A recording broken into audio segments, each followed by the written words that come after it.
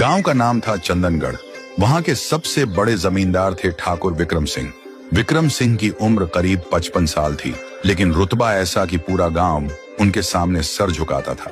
पैसा, जमीन, जागीर सब कुछ था उनके पास, लेकिन उनकी कमजोरी थी उनकी दूसरी पत्नी रोशनी। रोशनी जिसका नाम सुनते ही लोगों के दिलों में हलचल मच जाती थी। उम्र सिर्फ 26 साल, गोरा रंग, शरबती आंखें और भरा हुआ नशीला बदन। वह गांव की सबसे खूबसूरत औरत थी। जब वह अपनी हवेली की बालकनी पर आती थी तो नीचे काम करने वाले मजदूर अपना काम भूलकर बस उसे ही देखते रह जाते थे। लेकिन इस सोने के पिंजरे में रोशनी खुश नहीं थी। ठाकुर विक्रम सिंह अपने राजनीति और व्यापार में इतने व्यस्त रहते थे कि उन्हें रोशनी की तरफ देखने की भी फुर्सत नहीं थी।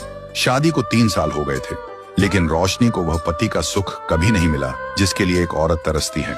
हर रात को वह अपने बड़े से बिस्तर पर अकेली लेटी रहती, करवटें बदलती और अपनी ही जवानी उससे सवाल करती कि ये हुस्न किस काम का, जब उसे सराहने वाला ही कोई नहीं। रोशनी की जवानी अब शोलों की तरह भड़क रही थी। उसे महंगे गहने और कपड़े नहीं, उसे एक मर्द की नजदीकी चाहिए थी। वह बस अंदर ही अंदर घुट रही थी, जैसे कोई सूखा हुआ फूल पानी के लिए तरसता है। एक दिन हवेली में एक नया काम करने वाला लड़का आया। उसका नाम था सूरज। सूरज शहर से आया था। उम्र करीब 25 साल, लंबी हाइट, मेहनत से बना हुआ सॉलिड बदन, पसीने में चमकती हुई त्वचा और बिखरे हुए बाल। उसे ठाकुर साहब के घोड़े संभालने और बाग का काम करने के लिए रखा गया था। एक दिन रोशनी बालकनी में खड़ी थी और नीचे सूरज बिना शर्ट के सिर्फ एक बनियान में लकड़ियां काट रहा था।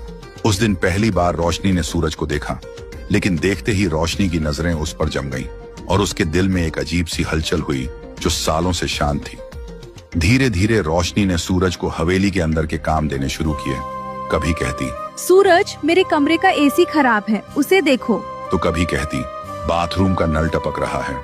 एक दोपहर ठाकुर साहब शहर गए हुए थे। हवेली में सन्नाटा था। रोशनी ने सूरज को अपने बेडरूम में बुलाया। सूरज दरवाजे पर खड़ा हुआ बोला, मालकिन, आपने बुलाया? रोशनी बिस्तर पर लेटी हुई थी। उसने एक मॉडर्न कपड़े पहने थे जिनसे उसका बदन चमक रहा था। उसने मुस्कुराते हुए कहा, हाँ सूरज, इधर आओ, मेरे पैरों में बहुत दर्द है, जरा दबा दोगे? सूरज झिझका, मालकिन, ये मेरा काम नहीं है, ठाकुर साहब ने देख लिया तो। रोशनी उठकर बैठ गई और बोली, ठाकुर साहब अभी नहीं है, और जो मैं कह रही हूँ वो करो, तुम्हें मुंह मांगा इनाम मिलेगा। सूरज भी नौजवान था।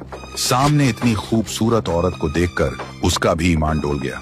वह धीरे से आगे बढ़ा और रोशनी के पैर दबाने लगा। हाँ, बहुत दर्द था सूरज, धीरे, ऐसे ही। हाँ, अब